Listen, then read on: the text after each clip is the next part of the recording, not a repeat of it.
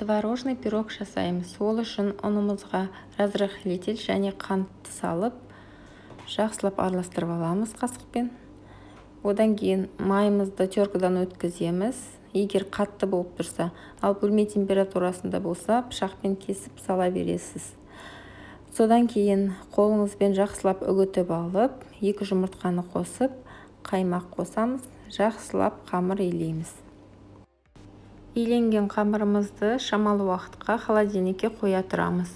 Ал бұл уақытта начинкасын дайындаймыз.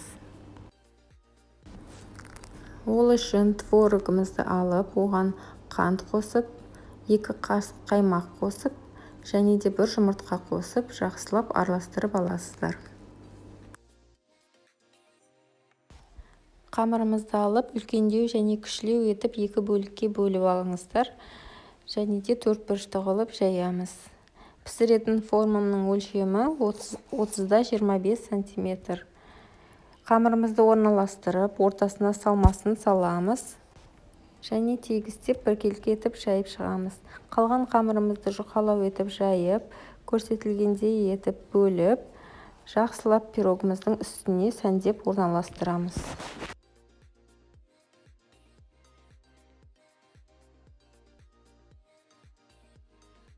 Жұмыртқаның сарысын жағып, 180 градусқа 50 минутқа пешке жібереміз. Астарыңыз дәмді болсын.